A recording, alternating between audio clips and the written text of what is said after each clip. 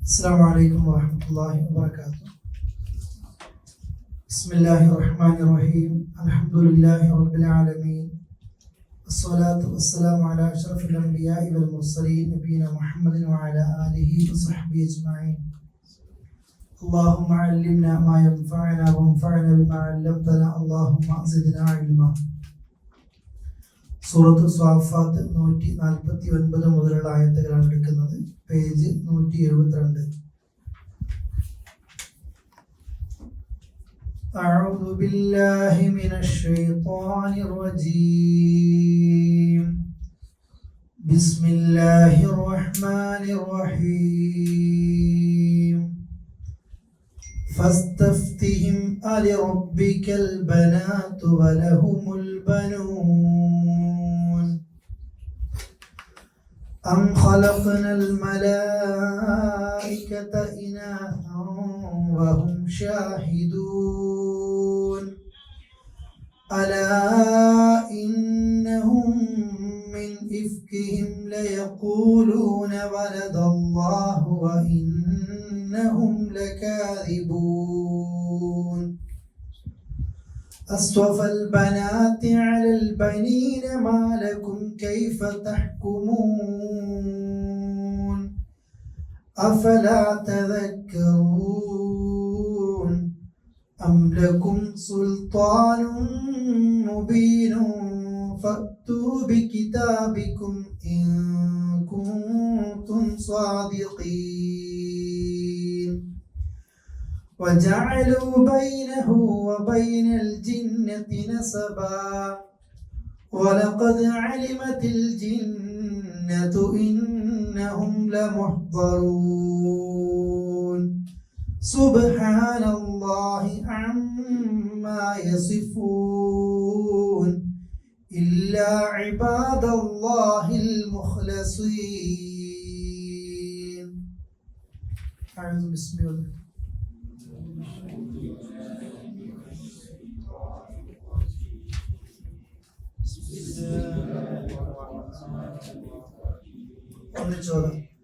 فاستفتهم ألربك البنات ولهم البنون. അവിടെ കണ്ടില്ലേ? ഫസ്തഫ്തി എന്ന് പറയും. ഇതിനടുത്തായത് أم خلقنا الملائكة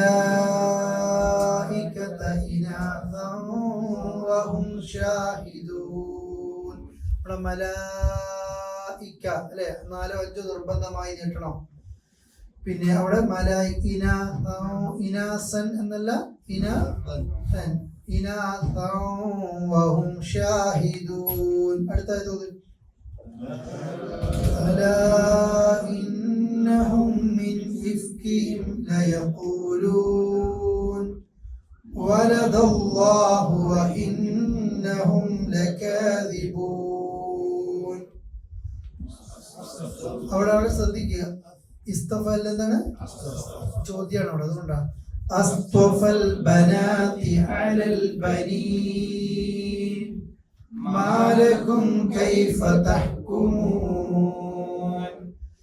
അഫലാ തദക്കറൂൻ അം ലകും സുൽത്താനും മുബീൻ ഫഅ്തു ബികിതാബികും ഇൻ അവിടെ മതി. ബാക്കി പിന്നെ ഈ ആയത്തുകളൊക്കെ ചിലപ്പോ നമ്മൾ ഇപ്പോഴാ ഒരു ഓതുന്നുണ്ടാകുക. ഇതൊക്കെ നമ്മൾ എക്സ്പ്രസ് ഹൈവേ കൂടി പോയ പോലെ നോമ്പിന് പോയ സൂറത്തുകളാണ്. പക്ഷെ ഇതിന്റെ ഓരോ ആയത്തുകളും നോക്കി എന്തൊക്കെ പറയുന്നതെന്നുള്ളത്. നമ്മൾ യൂനുസ് നബിയുടെ ചരിത്രമായിരുന്നു അവസാനം സൂചിപ്പിച്ചത്. ഇനി അത്തരം അമ്പിയാക്കളുടെ ചരിത്രത്തിൽ നിന്നൊക്കെ മാറ്റിയിട്ട് മക്കത്തെ മുശ്രിക്കീങ്ങൾ അള്ളാഹുവിന് ഏറ്റവും വെറുപ്പുള്ള വിഷയങ്ങൾ പറയുന്ന കൂട്ടത്തിൽ ഒന്ന് ഇതായിരുന്നു. അത് ഇന്നും പലരും ചെയ്യുന്നു. അള്ളാഹ്ക്ക് അത്രയും വെറുപ്പുള്ള ഒരു വിഷയമാണത്. അതുകൊണ്ട് ഫസ്തഫ്തിഹിം, നീ ഫത്വ ചോദിക്കും, വിധി ചോദിക്കും. നീ അവരോട് കാര്യങ്ങളൊക്കെ ചോദിക്കും. എന്താ ഈ മക്കത്തെ മുശ്രിക്കുകൾ ചെയ്തൊരു കുറെ പണിയുണ്ട്, എന്താ അവരോട് ചോദിക്കേണ്ടത്? റസൂലിനോട് പറയാണ് അള്ളാഹു തആല താങ്കൾ ചോദിക്കുക റസൂലെ, അലി റബ്ബിക്, നിങ്ങളുടെ റബ്ബിനാണോ അൽ ബനാത്ത്, പെൺകുട്ടികൾ? മക്കത്തെ മുശ്രിക്കുകൾ എപ്പോഴും അള്ളാഹ്ക്ക് പെൺമക്കൾ ഉണ്ടെന്ന് പറയും. ആരാണ് അള്ളാഹിന്റെ പെൺമക്കൾ എന്ന് പറയല്? മലക്കുകൾ അള്ളാഹിന്റെ പെൺമക്കളാന്ന് പറയും. അള്ളാഹ്ക്ക് ഏറ്റവും വെറുപ്പുള്ള ഒരു വിഷയമാണ് അള്ളാഹ്ക്ക് മക്കളുണ്ട് എന്ന് പറയൽ. മക്കളുണ്ട് എന്ന് പറയുന്നതിന് ഏറ്റവും ഒരു പാതകമാണ്. അതിന്റെ പുറമെ ഇവര് പറയാണ് മലക്കുകൾ, അള്ളാഹുവിന്റെ പരിശുദ്ധരായ മലക്കുകൾ അള്ളാഹിന്റെ പെൺകുട്ടികളെന്ന് പറയുകയും ചെയ്യും. അള്ളാഹുവിന് ഒരിക്കലും പഠിച്ചൊരു സന്താനത്തെ സ്വീകരിക്കൂല. ഇവരങ്ങനെ വാദിക്കുന്നുണ്ട്. അത് ഇന്നും പിന്നെയുണ്ട് അല്ലെ. അള്ളാഹുവിന് മലക്കുകളിൽ സന്താനങ്ങളുണ്ട്, ജിന്നുകൾ അള്ളാഹിന്റെ കുടുംബത്തിൽപ്പെട്ടതുണ്ട് എന്ന രീതിയിലൊക്കെ വാദിക്കുന്ന ആളുകളൊക്കെ ഉണ്ട്. അവരോട് ചോദിക്കുക, പെൺകുട്ടികളൊക്കെ അള്ളാഹ്ക്കാണോ? വലഹും, എന്നിട്ട് അവർക്ക് അൽ ബനൂൻ, ആൺകുട്ടികളൊക്കെ ഇവർക്കുമാണോ എന്ന് ചോദിക്കും നബിയെ. ഇതെന്തൊരു തോന്നിയാസ. കാരണം ഇവര് പെൺകുട്ടികൾ അള്ളാന്റെ മലക്കുകൾ അള്ളാന്റെ പെൺകുട്ടികളാണെന്ന് പറയാൻ ഇവർക്ക് യോഗ്യതയുമില്ല. കാരണം ഒരു സൈഡില് പെൺകുട്ടി ജനിച്ചാൽ അപമാനഭാരം കൊണ്ട് ഇവരെന്ത് ചെയ്യും? കുഴിച്ചു മൂടും. പെൺകുട്ടി അത്ര മോശമെന്ന് പറഞ്ഞിട്ട് ഇതേ പെൺകുട്ടികളെയാണ് ഇവർ ആരിലേക്ക് ചേർത്തി പറയുന്നത്? അള്ളാഹിലേക്ക്. അതും പരിശുദ്ധരായ മലക്കുകളെ വെച്ചുകൊണ്ട്. ചോദിക്ക് നബിയെ, നിങ്ങൾക്ക് എന്താ ആൺകുട്ടികൾ? അള്ളാഹ്ക്ക് പെൺകുട്ടികളാണോ? അം ഖലഖന, നാം സൃഷ്ടിച്ചോ? അൽ മലായിക, മലക്കുകളെ ഇനാസ, പെണ്ണായിട്ട്. വഹും ഷാഹിദുൻ, ഇവർ സാക്ഷികളായിരുന്നു. ഇവരെ വർത്താനം കേട്ടാൽ വിചാരിക്കും മലക്കുകൾ പെൺകുട്ടികളാണെന്ന് പറയുമ്പോൾ മലക്കുകളെ പടച്ചോ പടക്കുന്ന സമയത്ത് ഇവരെ അടുത്ത് സാക്ഷിയായിട്ടുണ്ട് എന്നുള്ളത്. അള്ളാഹ്ക്ക് അത്രയും ദേഷ്യമാണ്. അതുകൊണ്ട് സൂറത്ത് മറിയമിലും പറഞ്ഞത്, ഈ ക്രൈസ്തവർ അള്ളാഹുവിന് സന്താനമുണ്ട് എന്ന് പറയുന്നു. അവർക്ക് എന്ത് പറയുന്നു? അള്ളാഹുവിന് സന്താനമുണ്ടെന്ന് പറയുന്നു. ആകാശങ്ങൾ വിറക്കുമാറ്, തകിടം മറിയുമാറ്, പർവ്വതങ്ങൾ പൊട്ടിപ്പിളരുമാറ് ഒരു വാദാണ് പടച്ചോനിക്ക് മക്കളുണ്ട് എന്ന് പറയൽ. ഉടനെ ഖുർആൻ സൂറത്ത് മറിയം സുബ്ഹാനല്ലാഹ്, അള്ളാഹ് പരിശുദ്ധനാണ്. എന്തുകൊണ്ടാണെന്നറിയോ? അള്ളാഹ്ക്ക് ഇത്രയും ഗുരുതരമായ ദേഷ്യമുള്ള ഒരു സംഗതി പറഞ്ഞിട്ടും ഇവർ ആ നിലയ്ക്ക് ജീവിക്കാൻ വേണ്ടി പടച്ചും പരിശുദ്ധനായത് കൊണ്ടാണ്. അതുകൊണ്ടാ നമ്മൾ ഏതെങ്കിലും നിലയിൽ ആശംസകളും മറ്റും കാര്യങ്ങളൊക്കെ ചർച്ച ചെയ്യുമ്പോൾ എന്തിന്റെ പേരിലാണ് ആചാരങ്ങൾ ഉണ്ടാകുന്നത്, ആഘോഷങ്ങൾ ഉണ്ടാകുന്നത് എന്നൊക്കെ ഒന്ന് ശ്രദ്ധിക്കണമെന്ന് പറയുന്നത്. എല്ലാവർക്കും സ്വാതന്ത്ര്യമുണ്ട്, പക്ഷെ വിശ്വാസം പണയപ്പെടുത്തി ചെയ്യുന്ന സന്ദർഭങ്ങളിൽ നമ്മൾ ശ്രദ്ധിക്കണം ചോർന്നു പോകുന്നുണ്ടോ എന്നുള്ളത്. നമ്മൾക്ക് എപ്പോഴും അങ്ങനെയാ. മക്കത്തെ മുശ്രിക്കുകളും അതല്ലാത്ത ആളുകളും അള്ളാഹുവിന് മക്കളുണ്ട് എന്ന് വാദിക്കുന്ന ആളുകൾ, നമ്മൾ കുൽഹു അല്ലാഹു എന്നുള്ള സൂറത്ത് ഓതലുണ്ട്. അതിലേതാ? അള്ളാഹുവിന്റെ മക്കളുമായി ബന്ധപ്പെട്ട വിഷയം ആയതേതാ? ലം യലിദ് വലം യൂലദ്. അള്ളാഹ് ആരെയും ജനിപ്പിച്ചിട്ടില്ല. അള്ളാഹ് ആരുടെയും മോനായിട്ട് അല്ലെങ്കിൽ മോളായിട്ട് ജനിച്ചിട്ടുമില്ല. അള്ളാഹ്ക്ക് അത് യോജിച്ചതുമല്ല ഒരാളെ ജനിപ്പിക്കുക എന്നുള്ളത്. ഒരാളുടെ ജനിക്കുക എന്നത് പഠിച്ചവനിക്ക് യോജിക്കുന്നതുമല്ല. അള്ളാഹുവിന് ഒരിക്കലും അള്ളാഹിന്റെ പേര് നമ്മൾ എന്ത് ചെയ്യരുത്? അത് പറയരുത്. അള്ളാഹ് പറയാ, അം ഖലഖനൽ മലായികത ഇനാസൻ വഹും ഷാഹിദൂൻ, നാം പെൺകുട്ടികളായിട്ട് മലക്കുകളെ പടച്ചതാണോ? അവരതിന് സാക്ഷികളായിട്ടുണ്ടോ? അല, അറിയണേ, ഇന്നഹും, തീർച്ചയായും അവർ, മിൻ ഇഫ്കിഹിം, ഇഫ്ക് എന്ന് പറഞ്ഞ കളവ്, കള്ളത്തരം, അവരവരുടെ കള്ളത്തരത്തിൽ യഖൂലൂൻ, അവർ പറയുകയാണ്. അല, നിങ്ങൾ അറിയണേ, അറിഞ്ഞേക്കണം. ഇന്നഹും മിൻ ഇഫ്കിഹിം ലയഖൂലൂൻ, അവരവരുടെ കള്ളത്തരം കൊണ്ട് പറയുകയാണ് വലദല്ലാഹ്, അല്ലാഹു തആല ഒരു കുഞ്ഞിനെ, ഒരു സന്താനത്തെ ജനിപ്പിച്ചു എന്നവർ പറയാ. അള്ളാഹുവിന്റെ ദേഷ്യം തീർക്കുക. അവർ പറയാ, ഇവർ ആ നിലയിൽ പറയാണ് അവർ കള്ളത്തരം തന്നെയാ പറയുന്നത്. അതുകൊണ്ട് ഒരിക്കലും പഠിച്ചവനിക്ക് യോജിക്കാത്തതാണ് അള്ളാഹുവിന് എന്തില്ല? മക്കളില്ല എന്നുള്ളത്. അള്ളാഹു ജനിപ്പിക്കുന്നവനാണ് അല്ലേ? അള്ളാഹു ഒരു സന്താനത്തെ സ്വീകരിച്ചിട്ടില്ല. അള്ളാഹു ഖാലിഖാണ്, സ്രഷ്ടാവാണ്. ഒരാളുടെയും ഉപ്പയല്ല, ആ നിലക്കൽ ഒരാളുടെയും സന്താനമല്ല. അള്ളാഹിനെ പരിചയപ്പെടുന്ന സൂറത്താണ്. ആരാ അള്ളാഹു എന്ന് ചോദിക്കുമ്പോൾ, നിങ്ങളുടെ റബ്ബാരാന്ന് ചോദിക്കുമ്പോൾ തിരിച്ചു പറയണം, ഞങ്ങളതായിട്ട് റബ്ബില്ല. അള്ളാഹു ആരുടേതാണ്? നമ്മുടെ എല്ലാവരുടെയും റബ്ബാണ് അല്ലെ? റബ്ബക്കും, നിങ്ങളുടെ റബ്ബാണ്. അള്ളാഹു എന്ന് പറയുന്നത് അവൻ ഏകനാണ്. അള്ളാഹു സ്വമദ്, അള്ളാഹു സ്വമദാണ്. എന്താ സ്വമദ് എന്ന് പറഞ്ഞാൽ? അള്ളാഹുവിന് ആരുടെയും ആശ്രയം വേണ്ട. എന്നാൽ ലോകത്തെല്ലാവർക്കും ആരുടെ ആശ്രയം വേണം? അള്ളാഹിന്റെ വേണം. അള്ളാഹ് തന്നിട്ടുണ്ടത് എല്ലാവരും അല്ലേ? ഹസനുൽ ബസൻ എടുക്കാനാണോ അല്ല ഇബ്രാഹിം അതിന്റെ അടുക്കലാണോ ഒരുത്തൻ വന്നിട്ട് പിന്നെ എനിക്കൊന്നും എന്നുള്ള തന്നിട്ടില്ല, അള്ളാഹിനോട് ദുആ ചെയ്യണം, നിങ്ങൾ എനിക്കൊന്നും ഇല്ല, സമ്പന്നതയില്ല എന്നൊക്കെ പറയുമ്പോൾ അദ്ദേഹം തിരിച്ചു ചോദിക്കുന്നുണ്ട്, എന്നാൽ ഈ നാട്ടിൽ ആവശ്യമുണ്ട്, നിന്റെ കണ്ണ് ഇത്രായിരം റിയാൽ നിന്റെ കണ്ണ് ഒന്ന് തരുമോ, അതിന് രോഗിക്ക് ആവശ്യമുണ്ട്. ഞാൻ തരൂല. അപ്പോൾ ഓരോരോ അവയവങ്ങളെ കുറിച്ച് ചോദിച്ചു, ഇത്ര പൈസ തരാം, അന്നാട്ടിൽ ഏറ്റവും വലിയ മൂല്യം കൂടി. ഇപ്പൊ ആ വ്യക്തി എന്ത് പറഞ്ഞു, അതൊന്നും ആ പൈസക്കും ഞാൻ തരും, എൻ്റെ അവയവം തന്നിട്ട് കളിയില്ല. അപ്പൊ അദ്ദേഹത്തോട് ആ പണ്ഡിതൻ പറഞ്ഞൊരു മറുപടി ഉണ്ട്, നീ നോക്ക്, നിന്റെ അവയവം ഇത്ര പിന്നെ മില്യൺ തന്നാലും നീ എന്ത് ചെയ്യുന്നില്ല, കൊടുക്കണില്ല. നീ ഇല്ല എന്ന് പരാതി പറയുമ്പോൾ നീ ഇപ്പോഴും ശരിക്കും ആരാണ്, മില്യണറാ ശരിക്കും. അത്രയും വിലപിടിപ്പുള്ള സംഗതി ആരത്തുണ്ട്, നമ്മുടെ സത്യം അതല്ലേ എന്ന് ഇപ്പൊ അയാൾ പറയുന്നുണ്ട്. ഓരോരുത്തർക്കും അള്ള തന്നില്ല. അള്ളാഹുവിന്റെ ആശ്രയം, അള്ളാഹുവിന്റെ സഹായം ഇല്ലാതെ ഒരു സെക്കൻഡ് നമുക്ക് കഴിയില്ലല്ലോ. കോടിക്കണക്കിന് ഉറുപ്പിയുണ്ടെങ്കിൽ ചിലപ്പോൾ ഡോക്ടർമാർ പറയൂലേ, ഇനി ഈ രോഗിയെ വീട്ടിലേക്ക് കൊണ്ടുപോയിക്കോ എന്നുള്ളത്. ആരയാള് ചിലപ്പോൾ ആ ഹോസ്പിറ്റലിന്റെ മുതലാളിയായിരിക്കും ചിലപ്പോൾ ഐസിയുന്ന് വീട്ടിലേക്ക് എടുത്തോന്ന് പറയുന്നത് അല്ലേ. അങ്ങനത്തെ 10 ഹോസ്പിറ്റലിൽ ഓരോ സ്ഥലങ്ങളിൽ ഉണ്ടാകായിരിക്കും. അതാണ് അള്ളാഹു അസ്സമദ്, പഠിച്ചവനെ പരിചയപ്പെടുന്നത്. പിന്നെ ലം യലിദ് വലം യൂലദ്, പിന്നെ അള്ളാഹു ലാസ്റ്റ് പറഞ്ഞ വലം യകുൽ ലഹു കുഫുവൻ. അള്ളാഹ്ക്ക് തുല്യനായിട്ട് ആരേ ഉള്ളൂ, അള്ളാഹ് മാത്രം. മക്കളെ ജനിപ്പിക്കുന്ന എല്ലാവരെ പോലെ അള്ളാഹ്ക്ക് ചേരൂല, അള്ളാഹുവിനെ യോജിച്ചതുമല്ല.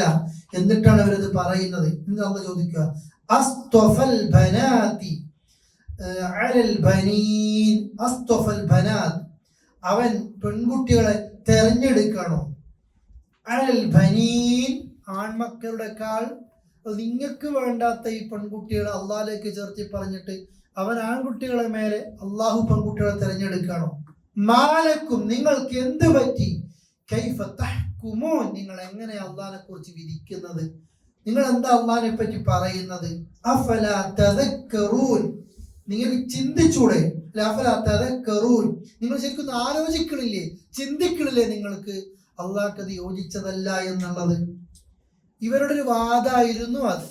ഇന്നും അങ്ങനെ വാദിക്കുന്ന ആളുകൾ അടുത്ത ആയത്തുകൾ വരുമ്പോൾ നിങ്ങൾക്ക് മനസ്സിലാകും ഇൻഷാ അല്ലാഹ്, മലക്കുകളുമായി ബന്ധപ്പെട്ട് ഇവർ അള്ളാഹുവിലേക്ക് ചേർത്തി പറയുന്നത്. എന്നിട്ട് അള്ളാഹ് ഇവരോട് ചോദിക്കുകയാണ്. ആദ്യം ചോദിച്ചു മലക്കുകളെ പടക്കുമ്പോൾ നിങ്ങൾ അടുത്തുണ്ടോ എന്നുള്ളത്. പിന്നെ അള്ളാഹ് ചോദിക്കുക, അംലക്കും, നിങ്ങൾക്കുണ്ടോ, സുൽത്താൻ. എന്താ സുൽത്താൻ? നമ്മൾ നോർമലി പഠിക്കുന്ന സുൽത്താന്റെ അർത്ഥം എന്താ, രാജാവ്. മൈസൂർ സുൽത്താൻ എന്ന് പറയില്ലേ, സുൽത്താൻ രാജാവ്. ശരിക്കും ഒരു വേർഡ് വേറെന്താണ്, തെളിവ്, അധികാരം. അതെ, ഇവിടെ ഉദ്ദേശിക്കുന്നത് തെളിവ് എന്നുള്ളതാണ്. അംലക്കും സുൽത്താൻ, നിങ്ങൾക്ക് വല്ല തെളിവുണ്ടോ, മുബീൻ, വ്യക്തമായ എന്തെങ്കിലും തെളിവുണ്ടോ അതിന്, ആ വിഷയത്തിൽ ഉണ്ടെങ്കിൽ ഫഅ്തൂബി. ശരിക്കും ഫഅ്തു എന്ന് പറഞ്ഞാൽ വരിക, നിങ്ങൾ വാ, ബി എന്ന് പറഞ്ഞാൽ കൊണ്ടുവന്ന. ഇപ്പൊ ഫഅ്തൂബി എന്ന് പറഞ്ഞാൽ എന്താ, നിങ്ങൾ കൊണ്ടുവാ. നിങ്ങളുടെ എന്തെങ്കിലും തെളിവുണ്ടോ എന്ന് ചോദിച്ചു. ഉണ്ടെങ്കിൽ ഫഅ്തൂബി കിതാബിക്കും, നിങ്ങളുടെ ആ രേഖ, ആ കിതാബ് നിങ്ങളൊന്ന് കൊണ്ടുവാ. ഇൻ കുൻതും സ്വാദിഖീൻ, നിങ്ങൾ ആരാണെങ്കിൽ, സത്യവാന്മാരാണെങ്കിൽ. അല്ലെ, അത് ഖുർആൻ പല സ്ഥലത്തും പറയുന്നത്. നിങ്ങൾ രേഖ കൊണ്ട് ഖുർആനെ പോലെ നിങ്ങൾക്ക് വാദിക്കുന്നുവെങ്കിൽ ഇതുപോലത്തെ ഒരു കിതാബ് നിങ്ങൾ കൊണ്ടുപോകാ എന്ന് പറഞ്ഞു. പിന്നെ ഖുർആൻ പറഞ്ഞു ഇതുപോലത്തെ ഒരു സൂറ നിങ്ങൾ കൊണ്ടുപോകാൻ നിങ്ങൾക്ക് പറ്റുമെങ്കിൽ. ഇപ്പോഴും എന്ത് പറയുന്നു, വെല്ലുവിളിയുണ്ട്. ഒരായത്തെങ്കിലും ഈ ഖുർആനിന് പകരമായിട്ട്, ഇസ്ലാമിനെതിരെ കുരക്കുന്നുണ്ടല്ലോ പലരും, ഒരായത്തെങ്കിലും പകരമായിട്ടൊരു വേദഗ്രന്ഥമായിട്ട് പകരം കൊണ്ടുപോവാ എന്നുള്ളത് ആ ഖുർആൻ അവതരിപ്പിക്കപ്പെട്ട കാലം തൊട്ട് ഇന്നും പറയുന്നുണ്ട്. അള്ളാഹുവിന് സന്താനമുണ്ട്, പടച്ചോന് മക്കളുണ്ട് എന്ന് വാദിക്കുന്ന ആളുകൾക്ക് തെളിവുണ്ടെങ്കിൽ അവരും കൊണ്ടുവരട്ടെ. സൂറത്തു നജ്മിലും അള്ളാഹ് പറയുന്നു, അലക്കുമുൽ ദക്കർ, നിങ്ങൾക്ക് ആൺകുട്ടികൾ, അതേപോലെ വലഹുൽ ഊൻസ, അള്ളാഹുവിന് അവനാകട്ടെ പെൺകുട്ടിയും. അത് ഒരു മോശപ്പെട്ട ഒരു ഓഹരി വെക്കലാണ്. നിങ്ങൾ അപമാനഭാരത്താൽ കുഴിച്ചു മൂടുന്നുണ്ട് പെൺകുട്ടികളെ അവൾ ജനിക്കുന്ന സമയത്ത്. അതേ നിങ്ങൾ തന്നെ പടച്ചോനിലേക്ക് പെൺകുട്ടികളെ ചേർത്തി പറയുകയും ചെയ്യും. നിങ്ങൾക്ക് എങ്ങനെയാ ഇത് രണ്ടും ഒരുമിച്ച് പറയാൻ കഴിയുന്നത്? നിങ്ങൾക്ക് ചിന്തിച്ചൂടെ? നിങ്ങൾ എന്ത് വിധിയാണ് ഇത് വിധിക്കുന്നത്? നിങ്ങൾ സാക്ഷികളായിട്ടുണ്ടോ? അല്ല നിങ്ങൾക്ക് തെളിവുണ്ടോ? ഉണ്ടെങ്കിൽ അത് കൊണ്ടുപോവാ. ഇനി ഇവര് ചെയ്യുന്ന അടുത്തൊരു പണി, എല്ലാവരും അടുത്ത ആയത് ഖുർആൻ ഓതുന്ന പോലെ പറയല്ല.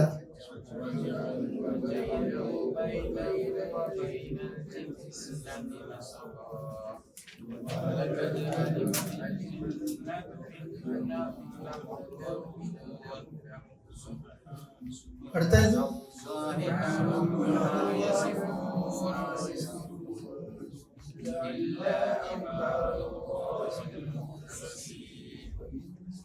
ഓക്കെ ഓക്കെ അടുത്ത ഇനിയാണ് ഇവരുടെ മറ്റൊരു വൃത്തികേട്.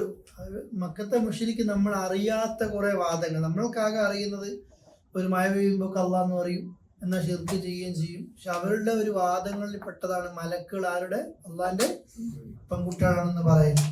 അതുപോലെ ഇവര് വന്ന് മറ്റൊരു വിഷയമാണ് അവരാക്കിയെടുത്തു ബൈനഹു അവന്റെ അള്ളാഹ്ക്കിടയിൽ, അവർ അള്ളാഹിന്റെ ഇടയിൽ ബൈനൽ ജിന്ന ജിന്ന് ഇടയിലും ജിന്നുകൾക്കിടയിലും എന്തുണ്ടാക്കി നസബ ഒരു കുടുംബ ബന്ധം ഉണ്ടാക്കി.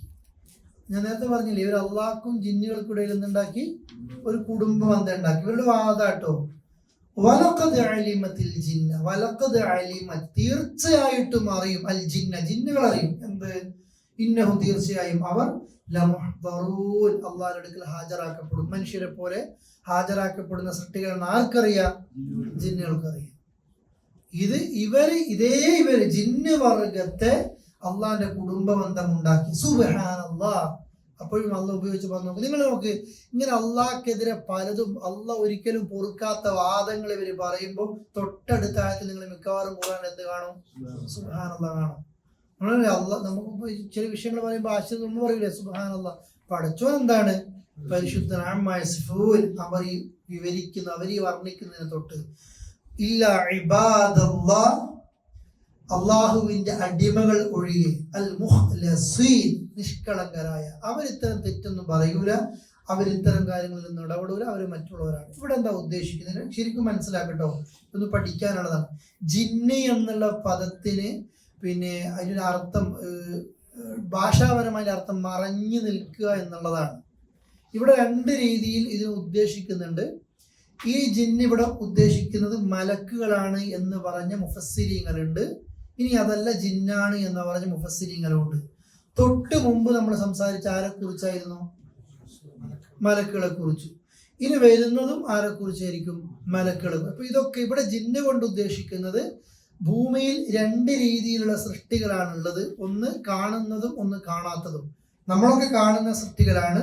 കാണാത്ത സൃഷ്ടികൾക്ക് പൊതുവെ മറഞ്ഞ സൃഷ്ടികൾ എന്ന് പറയൂലേ, ആ അർത്ഥത്തിലാണ് ഇവിടെ ജിന്നി എന്ന് പദം പ്രയോഗിച്ചത് എന്ന് അഭിപ്രായപ്പെടുന്ന മുഫസ്സിരീങ്ങളുണ്ട്. അങ്ങനെയാണെങ്കിൽ മലക്കുകളൊക്കെ ആരിൽ പെടുന്നതാണ്? ജിന്നിൽ പെടുന്നതാണ്, മറഞ്ഞു നിൽക്കുന്നത്. എന്നാൽ എല്ലാ മലക്കും ജിന്നായിരിക്കും, എന്നാൽ എല്ലാ ജിന്നും ആരാകൂല? മലക്കാകൂല. മറഞ്ഞു നിൽക്കുന്നവരിൽ നല്ലവരാണ് ആര്? മലക്കുകൾ ഉണ്ടാകുന്നത്. എന്നാൽ ഒരു വിഭാഗം പറയുന്നുണ്ട് ഇത് ജിന്നുകൾ എന്ന് പറയുന്നത് ഒരു പ്രത്യേകത തന്നെയാണ്. അഥവാ ഖുർആന്റെ ചില ആയത്തുകൾ വെച്ചിട്ട് അള്ളാഹുവിന്റെ മറഞ്ഞു നിൽക്കുന്ന സൃഷ്ടികളിൽ ഏറ്റവും ഉത്കൃഷ്ടമായത് മലക്കുകളാണ്, എന്നാൽ ഏറ്റവും മോശപ്പെട്ടത് ഷെയ്ത്താനാണ്. അതിന്റെ നടുവിൽ നിൽക്കുന്നതാണ് ആര്? ജിന്നുകൾ. അഥവാ ജിന്ന് എന്ന് പറയുന്നത് നല്ല ഞങ്ങൾ മുസ്ലിങ്ങൾ കുരുത്തക്കേട് കഴിച്ച് പുറത്താക്കപ്പെട്ടവൻ ഷെയ്ത്താനല്ലേ, ആ വർഗം അങ്ങനെ പോകും. ഏറ്റവും ടോപ്പിൽ നിൽക്കുന്ന മലക്കുകൾ അങ്ങനെയും വരും. ഇതിൽ ജിന്നുകൾ തന്നെ പറഞ്ഞല്ലോ വഅന്ന മിനൽ മുസ്ലിമൂന വമിനൽ ഖാസിത്തു. നമ്മൾ സൂറത്ത് ജിന്ന് എടുക്കുമ്പോൾ പറഞ്ഞിട്ടുണ്ടായിരുന്നു, ഞങ്ങളിൽ മുസ്ലിങ്ങളുണ്ട്, അതേപോലെ തന്നെ ഞങ്ങൾ നീതി പുലർത്തുന്ന ആളുകളുണ്ട്. ഇപ്പൊ ജിന്നുകളിൽ നല്ലവരുമുണ്ട്, ചീത്തയ ആളുകളുമുണ്ട്. അപ്പൊ ഈ രണ്ട് രീതിയിലും ഇവിടെ എന്ത് ചെയ്യുന്നുണ്ട്? പറയുന്നുണ്ട്. അപ്പോ എല്ലാം മറഞ്ഞു നിൽക്കുന്നു എന്നതുകൊണ്ട് മലക്കുകളാണ് എന്നും അതല്ല ജിന്ന്. ഇനി മലക്കുകളാണ് ഇവിടെ കൊണ്ട് ഉദ്ദേശിക്കുന്ന ആയത്തിന്റെ അർത്ഥത്തിലേക്ക് വരായി. ഇവരെന്ത് പറയുന്നു? ജിന്നുകൾ അള്ളാന്റെ കുടുംബമാണ്. അവിടെ ഉദ്ദേശിക്കുന്ന മലക്കുകളാണെങ്കിൽ ഇവര് വാദിക്കുന്ന വാദം എങ്ങനെയായിരിക്കും? പടച്ചോന്റെ അള്ളാഹ്ക്കും മലക്കുകൾക്കും ഇവർ എന്ത് ചെയ്തു? ഒരു കുടുംബ ബന്ധം സ്ഥാപിച്ചു. അതെന്താണ് ഉദ്ദേശിക്കുന്നത്? മലക്കുകളൊക്കെ അള്ളാന്റെ പെൺകുട്ടികളെന്ന് പറഞ്ഞില്ലേ, അപ്പൊ ഈ പെൺകുട്ടികളെ വാപ്പയാണ് ആര്? അള്ളാഹ്. അതിങ്ങനെ പറഞ്ഞൊരു കുടുംബ ബന്ധം ഉണ്ടാക്കി. ഇനി ഈ പറഞ്ഞതൊക്കെ ജിന്നുകളാണെങ്കിൽ അതിനാണ് മുഫസ്സിരികൾ ചിലരെന്ത് പറയുന്നത്, ഈ മക്കയിൽ തന്നെ ഈ ഹുസാ എന്ന് പറയുന്ന കിനാന എന്ന് പറയുന്ന ഗോത്രക്കാരൊക്കെ ജിന്നുകളിലെ ചില നേതാക്കന്മാരുടെ പെൺകുട്ടികളെ പടച്ചോൻ കല്യാണം കഴിച്ചിട്ടുണ്ട്. ഒരു അങ്ങനെ വിശ്വസിക്കുന്നുണ്ടായിരുന്നു. ജിന്നുകളിൽ നേതാക്കന്മാരുടെ പെൺകുട്ടികളെ കല്യാണം കഴിച്ചു, പടച്ചോൻ കല്യാണം കഴിച്ചു. അങ്ങനെ ജിന്നു വർഗവും പടച്ചോനും തമ്മിൽ ഒരു കുടുംബ ബന്ധം, വിവാഹ ബന്ധം ഉണ്ട് എന്ന രീതിയിൽ പറയുന്നു. ഇനി അതിന് പുറമെ പണ്ട് അറേബ്യയിലും ഇന്ന് നമ്മുടെ നാട് കേരളത്തിൽ പോലും ഷെയ്ത്താൻ പൂജ നടക്കുകയും ഷെയ്ത്താൻ ആരാധിക്കുകയും ആ ഒരു ഷെയ്ത്താൻ ദൈവത്തിലേക്ക് പദവിയിലെത്തിക്കുന്ന രീതിയിലേക്ക് പല ആളുകളുമുണ്ട് അല്ലേ? നിങ്ങൾക്ക് നമ്മുടെ നാടുകളിൽ കാണാനില്ലേ? കേരളത്തിൽ പോലും എന്തുണ്ട്? അത് ഡയറക്റ്റ് ആയിട്ട് അതിനുവേണ്ടി ഒരുമിച്ച് കൂടുന്ന ആളുകളും അതിൻ്റെ മ്യൂസിക്കുകളും അതുമായി ബന്ധപ്പെട്ട ആരാധനാ കർമ്മങ്ങളും ഷെയ്ത്താന് പൂജ നടത്തുന്ന ആളുകളും അങ്ങനെ പല നിരക്കുള്ള ആചാരങ്ങളും അന്ധവിശ്വാസങ്ങളും പണ്ട് മുതലേ ഉണ്ട്. ഇത് അള്ളാഹുവിൻ്റെ പെൺകുട്ടികളാണ് മലക്കുകൾ എന്ന് പറയുന്നതിൻ്റെ കൂടെ തന്നെ ഇവർക്കുണ്ടായ ഒരു വാദാണ് ഈ മലക്കുകൾ അല്ലെങ്കിൽ ജിന്ന് വർഗത്തിൽപ്പെട്ടവർ ഇതൊക്കെ അള്ളാഹുമായിട്ട് എന്ത് ബന്ധമുണ്ട്? കുടുംബ ബന്ധം. നിങ്ങൾ നോക്കൊരു പടച്ചോനെ, ഇത് ഏതെങ്കിലും രാജ്യക്കാരെന്നല്ല, ഖുർആൻ അവതരിപ്പിക്കപ്പെട്ട നാട്ടിൽ അറബികളിൽ ഉണ്ടായ വിഷയമാണ്. നമുക്ക് ചിലപ്പോൾ അത്ഭുതങ്ങൾ വരില്ല, അറബികളിൽ എന്താ ഇങ്ങനെ എന്നുള്ളത്. അറബികൾ എന്താ സത്യത്തിൽ അറബികളിലല്ലേ കൂടുതൽ അമ്പിയാക്കളും വന്നു കഴിഞ്ഞത്. അറബികളല്ലേ കായബക്ക് ചുറ്റുന്നത് പോലെ ത്വായിഫിൽ ഇപ്പോ സഖീഫ് ഗോത്രക്കാർക്കിടയിലല്ലേ ഒരു കായബ ഉണ്ടായിരുന്നത് അല്ലെ? ലാത്ത എന്ന് പറയുന്ന കായബ ത്വായിഫിൽ ഉണ്ടായിരുന്നു. നിങ്ങൾ നോക്ക്, സൊഫാ കുന്നിലും മറുവ കുന്നിലും വിഗ്രഹങ്ങൾ ഉണ്ടായിരുന്നു. പോകട്ടെ, കായബയുടെ ഉള്ളിൽ എത്ര ഉണ്ടായിരുന്നു? എത്ര? 300 ചില്ലാനും വിഗ്രഹങ്ങൾ എവിടെയുണ്ട്? മക്കത്തെ കാബയുടെ ഉള്ളിൽ ഇന്ന് നമുക്ക് സങ്കല്പിക്കാൻ പറ്റുമോ? കാബയുടെ ഉള്ളിൽ അത്രയും വിഗ്രഹങ്ങൾ. ഇത് ആരാധിച്ചോരാ? അറബികൾ, മക്കയിലൊക്കെ താമസിക്കുന്ന അറബികൾ. അതുകൊണ്ട് അറബികളിൽ ശിർക്ക് വരൂല, അറബ് നാടുകളിലൊന്നും വരൂല. നമ്മൾ നേരെ ഖുർആൻ അതേപോലെ നാട്ടിൽ നിന്ന് വരുമ്പോ എന്ന രീതിയൊന്നും ഇല്ല, ഉണ്ടാകില്ല. ഇനിയും അതിലേക്കാ പോകുക. അവസാനം കഅബ തകർക്കപ്പെടും എന്നും ആര് പറഞ്ഞു? റസൂലുള്ളാഹി പറഞ്ഞു. മക്കയിലും മദീനയിലും ഇസ്ലാം ചുരുങ്ങുമെന്ന് പറഞ്ഞു. അവസാനം മദീനയിലേക്ക് ചുരുങ്ങുമെന്ന് പറഞ്ഞിട്ടുണ്ട് അല്ലേ? മദീനയിലും മക്കയിലും ദജ്ജാൽ കേറൂല എന്ന് പറഞ്ഞെങ്കിലും ശക്തമായ 3 ഭൂമി കുലുക്കങ്ങൾ ഉണ്ടായിട്ട് മദീനയിൽ നിന്നൊക്കെ എല്ലാവരും എങ്ങോട്ടേക്ക് പുറത്തേക്ക് വരും. വിശ്വസിച്ചവർ മാത്രമായിരിക്കും ഇവിടെ ഉണ്ടാകുക, മദീനയിൽ ഉണ്ടാകുക. അതിനു മുമ്പ് തന്നെ യമൻ പച്ച പിടിക്കുമെന്നും മദീന ഉണങ്ങുമെന്നും ദുനിയാവ് മോഹിക്കുന്ന ആളുകളൊക്കെ എങ്ങോട്ടേക്ക് പോകും? യമനിലേക്ക് പോകുമെന്നും. ഇന്ന് ഉണങ്ങിക്കിടക്കുന്ന ഒരു സ്ഥല എന്തിലേക്കാ പോകുന്നത്? പച്ച പിടിക്കാൻ പോകും. അപ്പൊ നമ്മള് ഇതൊക്കെ ഇവിടെ എപ്പോഴും ഈ ദീനിന്റെ നടുക്കഷ്ടം ഇങ്ങനെ ജീവിക്കും എന്നൊന്നും ഒരിക്കലും ഇല്ല. ഈ പറയപ്പെട്ട വിഷയങ്ങൾ വിശ്വാസങ്ങളൊക്കെ മക്കയിലെ ഖുസാ കിനാന ഗോത്രക്കാരും അറബികളിലെ ഗോത്രക്കാരും അവര് തന്നെ ആരാധിച്ചു വന്നതാ അല്ലെ? അവിടെയാണ് അള്ളാഹു റസൂൽ പ്രബോധനം ചെയ്തിട്ട് എന്ത് വന്നത്? ഇസ്ലാമിലേക്ക് ആളുകളെ കൊണ്ടുവന്നത്. ഇനിയും അത് ചുരുങ്ങും എന്നും പറയുന്നുണ്ട്. അപ്പൊ നമ്മുടെ ഒരു അത്ഭുതപ്പെടാനൊന്നുമില്ല. ഇവിടെ വരുവോ അല്ലെങ്കിൽ അവിടെ അത് ഉണ്ടാകുമോ, ഇവിടെ ഇത് ഉണ്ടാകും എന്നല്ല. എല്ലാ സ്ഥലത്തും കഅബയുടെ ഉള്ളിൽ വിഗ്രഹം ഉണ്ട് എന്ന് പറഞ്ഞാൽ പിന്നെ വേറെ എവിടെ വരാനുള്ളത്? ഹറമിന്റെ ഉള്ളിൽ, കഅബയുടെ ഉള്ളിൽ. ലോകത്ത് അതിലും നല്ല സ്ഥലം വേറെ വരാനുണ്ടോ? ഇല്ല. അതിനുള്ളിൽ എന്തുണ്ട്? വിഗ്രഹങ്ങൾ ഉണ്ടായിട്ടുണ്ടായിരുന്നു. അള്ളാഹുവിന്റെ റസൂലുള്ളാഹി ജീവിച്ചിരിക്കുന്ന കാലത്തുണ്ട് അല്ലെ? എന്നിട്ട് റസൂലുള്ളാഹി ഹിജ്റ 8 മദീനയിലേക്ക് ഹിജ്റ പോയി. 40-ാമത്തെ വയസ്സിൽ പ്രവാചകനാകുന്നത്. 10 ജീവിക്കുന്നുണ്ട്. എന്നിട്ട് പോവുകയാണ് മദീനയിലേക്ക് ഹിജ്റ പോവുകയാണ്. പോയിട്ട് തിരിച്ചു വന്നിട്ട് ഹിജ്റ 8 എന്ത് മക്കം പിടിച്ചെടുക്കുന്നത്. അന്നേരമാണ് കഅബയുടെ ഉള്ളിൽ നിന്ന് എന്ത് ചെയ്യുന്നത്? വിഗ്രഹങ്ങളൊക്കെ പുറത്തേക്ക് തെറിക്കുന്നത്. നിങ്ങൾ നോക്ക് ഉണ്ടാകും. ഈ വാദങ്ങളും കാര്യങ്ങളൊക്കെ ഇനിയും വരും. നമ്മുടെ കൂട്ടത്തിൽ തന്നെ ഉണ്ടാകും. റസൂലുള്ളാഹി പറഞ്ഞില്ലേ, ലാ തഖൂമുസ്സാഅ, ഖിയാമത്ത് നാൾ സംഭവിക്കുകയില്ല, ഹത്താ തൽഹഖ ഖബാഇലു മിൻ ഉമ്മത്തി, എൻ്റെ ഉമ്മത്തിൽ ഈ മുസ്ലിം സമുദായത്തിൽപ്പെട്ട ചില ആളുകൾ എത്തിച്ചേരുന്നത് വരെ. ഏതിലേക്ക്? ബിൽ മുശ്രിക്കീങ്ങളുടെ കൂടെ തന്നെ. വഹത്താ തഅബുദൽ ഔതാൻ, ബിംബങ്ങളെ ആരാധിക്കുക. എൻ്റെ ഉമ്മത്തിൽപ്പെട്ട ആളുകൾ ബിംബങ്ങളെ ആരാധിക്കുന്നത് വരെ. ലാത്തയും ഉസ്സയും ഇനിയും ആരാധിക്കപ്പെടുന്നത് വരെ ഈ ഭൂമി ലോകത്ത് എന്ത് സംഭവിക്കൂല? ഖിയാമത്ത് നാൾ സംഭവിക്കൂല. മുശ്രിക്കുകളുടെ കൂട്ടത്തിൽ ചേരും, പൂജകൾ ഉണ്ടാകും. നമ്മളെ ചില മലയാളികൾക്കും ഈ സമുദായത്തിൽപ്പെട്ടവരൊക്കെ പൂജ നടത്തിയതിൻ്റെയും മറ്റുമൊക്കെ അഭിമാനത്തോടു കൂടി പറയുന്നത് കാണുമ്പോൾ ഈ ഹദീസൊക്കെ ഇങ്ങനെ ഓർമ്മ വന്നു പോകും. ഈ ഖൗമിന് അത്രേ വിലയുള്ളൂ അല്ലേ? അതെന്താ നടത്തിയാൽ എന്താ, അങ്ങനെ പൂജ ചെയ്താൽ എന്താ, അങ്ങനെ പ്രാർത്ഥിച്ചാൽ എന്താ, ഇങ്ങനെ വിളിച്ചാൽ എന്താ രീതിയിലേക്ക് എത്തും എന്നിട്ട് അള്ളാഹ് പറയാം. ഇതിന്നൊക്കെ സുബ്ഹാനല്ലാഹി അമ്മാ യസിഫൂൻ, അള്ളാഹിനെ പറ്റി അവർ പറയുന്ന ഇത്തരം വിഷയങ്ങളിൽ നിന്നൊക്കെ അള്ളാഹ് പരിശുദ്ധനാണ്. ഇല്ലാ ഇബാദല്ലാഹിൽ മുഖ്ലസീൻ, ഇഖ്ലാസുള്ള അടിമകളൊന്നും ഇതിൽ പെടൂല. അപ്പോൾ ഇഖ്ലാസ് ഉള്ള ഒരാളെ ശൈത്താൻ ഒരിക്കലും എന്ത് ചെയ്യാൻ പറ്റൂല, തെറ്റിക്കാൻ പറ്റും. അതുകൊണ്ടാണ് നമ്മൾ എപ്പോഴും ആദ്യം വിശ്വാസത്തിലാണ് ഇഖ്ലാസ് വേണ്ടത്. ഇഖ്ലാസ് എന്ന് പറഞ്ഞാൽ നല്ലൊരു മനസ്സായിട്ട് ഇങ്ങനെ ചുമ്മാ ജീവിക്കലല്ല. ഇഖ്ലാസിന്റെ ഏറ്റവും ടോപ്പ് ലാ ഇലാഹ ഇല്ലല്ലാഹ്, തൗഹീദാണ്. ഏറ്റവും വലിയ ഇഖ്ലാസ് എന്ന് പറഞ്ഞാൽ എന്താണ്? തൗഹീദാണ്. എന്നെ പടച്ച നാഥനെ മാത്രം ഞാൻ ആരാധിക്കലാണ് ഏറ്റവും വലിയ ഇഖ്ലാസ്. അള്ളാഹുവാണ് എന്നെ പടച്ചതെങ്കിൽ പടച്ചോനെ, എന്റെ റബ്ബേ, അല്ലാ, റബ്ബി, റബ്ബന, അല്ലാഹുമ്മ എന്നല്ലാത്തൊരു വിളി ഉണ്ടാകൂല എന്റെ നാവിൽ നിന്ന്. ഒരു സൃഷ്ടിയോടും അവർ പ്രാർത്ഥിക്കൂല. ചുമർ ചിത്രങ്ങളോട്, മരിച്ചുപോയവരോട്, മൺമറഞ്ഞു പോയവരോട്, ആൾദൈവങ്ങളോട്, രൂപങ്ങളോട് ഒരു നിലയിലേക്കും ചെയ്യില്ല. ജീവിതത്തിൽ അവൻ എന്ത് സംഭവിച്ചു കഴിഞ്ഞാലും പടച്ചോൻ എൻ്റെ കൂടെയുണ്ട് എന്ന് വിശ്വസിക്കുന്നവനായിരിക്കും നല്ല ഇഖ്ലാസുള്ള തൗഹീദുള്ള ഒരു വ്യക്തി. ഒപ്പം ഇബാദത്ത് ചെയ്യുമ്പോൾ കർമ്മങ്ങൾ നമ്മൾ നിസ്കരിക്കുകയാണെങ്കിൽ, നോമ്പെടുക്കുകയാണെങ്കിൽ, ഈ ഖുർആൻ ക്ലാസ് ഞാൻ എടുക്കുന്നതാണെങ്കിൽ, നിങ്ങൾ വന്ന് കേൾക്കുന്നതാണെങ്കിൽ, ഞാനൊരു ഇഖ്ലാസും ഇല്ലാതെ ആർക്കോ വേണ്ടിയിട്ട് ഞാൻ ഇതെടുക്കുന്നതെങ്കിൽ എനിക്ക് കാപട്യത്തിന്റെ കുറ്റാ കിട്ടുക. നിങ്ങൾ ആർക്കോ വേണ്ടിയാണ് ഈ ക്ലാസ്സിന് വരുന്നതെങ്കിൽ നിങ്ങൾ കാണിക്കുന്ന കപടതക്ക് പടച്ചോ നിങ്ങൾക്ക് കുറ്റാ തരിക അല്ലേ? നമ്മൾ സക്കാത്തോ സ്വതക്കയോ നൽകുന്നു, ഒരു ഇഖ്ലാസും ഇല്ലാതെ ആർക്കോ വേണ്ടിയാണെങ്കിൽ ആ ചെയ്തത് അള്ളാഹിന്റെ അടുക്കൽ എത്തൂല. അള്ളാഹ് പറഞ്ഞില്ലേ, നിങ്ങളുടെ ശരീരത്തിലേക്ക്, നിങ്ങളുടെ രൂപത്തിലേക്ക് പടച്ചോ നോക്കൂല. വലാക്കി യൻദുറുല്ലാഹു ഇലാ ഖുലൂബിക്കും വഅഅമാലിക്കും, നിങ്ങളുടെ കൽബിലും അമലിലുമാണ് ആര് നോക്കുക? അള്ളാഹ് നോക്കുക. ഒരുത്തനെ കാണുമ്പോൾ ചിരിക്കുമ്പോ ആത്മാർത്ഥതയില്ലെങ്കിൽ നരകം കിട്ടിക്കഴിഞ്ഞു ആ ചിരി കൊണ്ട്. നമ്മൾ ഒരാൾ കാണുമ്പോൾ അല്ലെ, ഒരു ഇഖ്ലാസ് ഇല്ലാത്ത ഒരു അമലും പടച്ചോ എന്ത് ചെയ്യൂല, കബൂലാക്കൂല. അതുകൊണ്ട് വിശ്വാസത്തിൽ ആദ്യം ഇഖ്ലാസ് വേണം, കർമ്മങ്ങളിൽ ഇഖ്ലാസ് വേണം, സ്വഭാവങ്ങളിൽ ഇഖ്ലാസ് വേണം.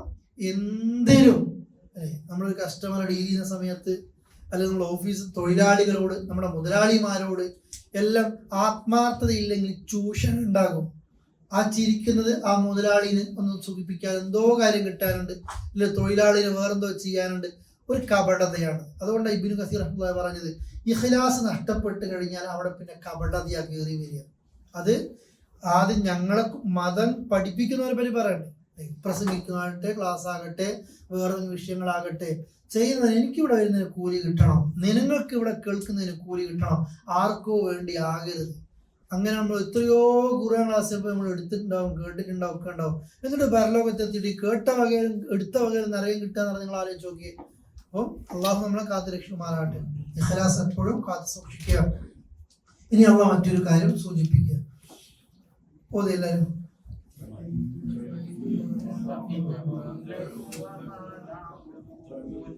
ഒന്നും കൂടെ ഒന്നും കൂടെ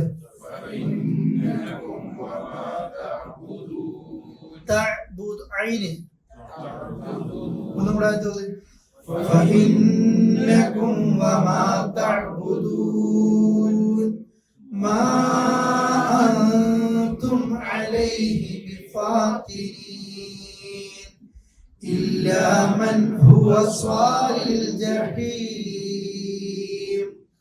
وما منا إلا له مقام معلوم وإنا لنحن الصافون وإنا لنحن المسبحون. അള്ളാഹ് പറയാണ്, ഫഇന്നക്കും മുശ്രിക്കീങ്ങളെ, ഫഇന്നക്കും നിങ്ങൾ, വമാ തഅബുദൂ നിങ്ങൾ ആരാധിക്കുന്നവരും, നിങ്ങൾ ആരെയൊക്കെ ആരാധിക്കുന്നുണ്ടോ നിങ്ങളും അവരെല്ലാവരും ഒരുമിച്ച് നിന്നാലും മാ അൻതും നിങ്ങൾക്ക് കഴിയൂല അലൈ അള്ളാന്റെ മേൽ ബിഫാത്തിനീൻ അള്ളാഹ്ക്കെതിരായിട്ട് ഒരാളെയും കുഴപ്പത്തിലാക്കാൻ നിങ്ങളെ കൊണ്ട് പറ്റൂല. ഇത് ശരിക്കും ഒരു വിശ്വാസികൾക്ക് ഉണ്ടാകുന്ന ഒരു ഊർജ്ജമാണ്.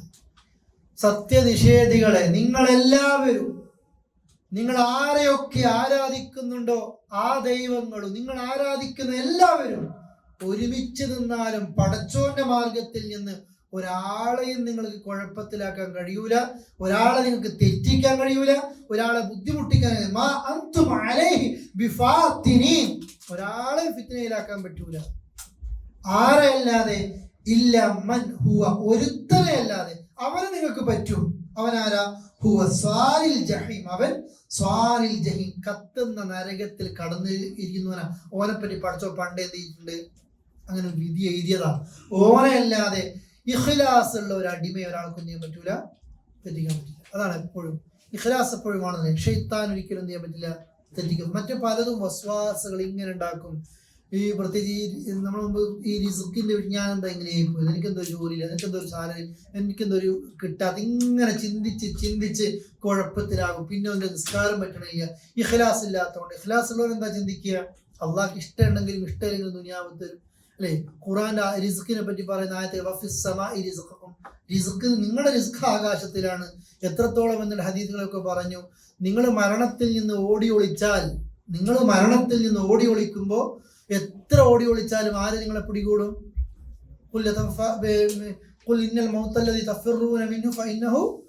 നിങ്ങൾ മരണത്തിൽ നിന്ന് എത്ര ഓടി ഒളിച്ചാലും മരണം നിങ്ങളെ എന്ത് ചെയ്യും? പിടികൂടും. അതുപോലെ പടച്ചോൻ നിങ്ങൾ കണക്കാക്കിയ റിസ്ക് ഉണ്ട്, സമ്പത്തുണ്ട്, ഒക്കെ ഉണ്ട്.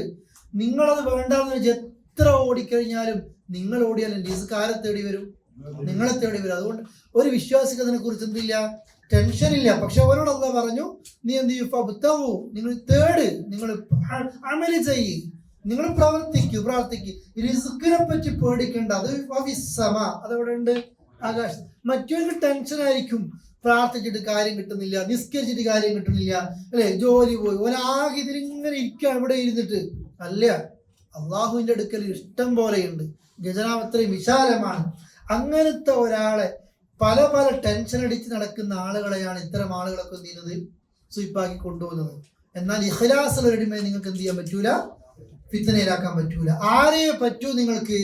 ഇല്ലാ മൻ ഹുവ സ്വാലിൽ ജഹീം, നരകത്തിലേക്ക് വിധിക്കപ്പെട്ട ആളുകളെ മാത്രം നിങ്ങൾക്ക് എന്ത് ചെയ്യാൻ പറ്റൂ, അങ്ങനെ കൊണ്ടുപോകാൻ പറ്റൂ. നിങ്ങളൊന്നും എന്താ ഇവിടെ പലപ്പോഴും ഗാനങ്ങളൊക്കെ ഒന്നും കൊണ്ടുപോകാൻ കഴിയാത്തത്? നിങ്ങൾക്ക് ക്ഷണം കിട്ടാത്തതുകൊണ്ടാണോ? പലപ്പോഴും കിട്ടിയിട്ടുണ്ടാവും അല്ലേ, ഒന്ന് ഫ്രീ ആയിട്ട് വന്നോടാ അല്ലേ, പേപ്പിക്കുന്ന തുടക്കത്തിൽ. പക്ഷെ നമ്മൾ പിടിച്ചു വെക്കും, വീണ് പോയാലോ രക്ഷപ്പെടാൻ കഴിയുകയില്ല അല്ലേ. എന്നിട്ട് അള്ളാഹ് പറയാ, ഇനി മറ്റൊരു ഭാഗം മലക്കുകളെ പറ്റി തിരിച്ചു വരിക കേട്ടോ. മലക്കുകൾ പറയണം, ഒമാ മിന്ന, ഞങ്ങളിൽ ആരുമില്ല എന്നാണ് ഉദ്ദേശിക്കുന്നത്. ഇല്ലാലഹു, അവനില്ലാതെ. മഖാമുൻ മഅലൂം, മഖാമ് എന്ന് കേട്ടിട്ടുണ്ടാവല്ലോ. എന്താ മഖാമ്? നമ്മുടെ നാട്ടിൽ മഖാമ് കേട്ടില്ലേ? എന്താ ഒരു മക്ബറ നിൽക്കുന്നല്ലേ, അവൻ ശരിക്കും മഖാമ് ചെന്ന് നിൽക്കുന്ന സ്ഥലം എന്നാ, ആ ഷെയ്ഖ് നിന്ന സ്ഥലം. അതുകൊണ്ടായിരിക്കും ഇങ്ങനെ നിന്നോ ഇല്ലെന്ന് അറിയില്ല. മഖാമിന്റെ അർത്ഥം എന്താണ്? ആ മക്ബറ, ഖബറുള്ള സ്ഥലം, അതാണ് ഉദ്ദേശിക്കുന്നത്. ത്വഅം എന്ന് പറഞ്ഞാൽ എന്താണ്? ഹോട്ടൽ എന്താ പറയുക, ഫുഡുള്ള സ്ഥലം, അതാണ് എന്ത്? മത്വഅം. ഓരോന്നും ആ മ വെച്ച് പ്രയോഗം കണ്ടില്ലേ നിങ്ങളല്ലേ? മക്ബറ, മത്വഅം, മഖാമ്, ബാക്കി നിങ്ങൾ കൂട്ടിയോ മതി ഇൻഷാ അല്ലാഹ്. ഓക്കെ. പിന്നെ വമാ മിന്ന ഇല്ലാ ലഹു, ഞങ്ങളിൽ ഒരാളും ഇല്ല, അവനില്ലാതെ. മഖാമും മഅലൂം, നിർണയിക്കപ്പെട്ട സ്ഥാനം ഇല്ലാതെ. മലക്കുകൾ പറയാ, ഓരോ മലക്കിനും എന്തുണ്ട്?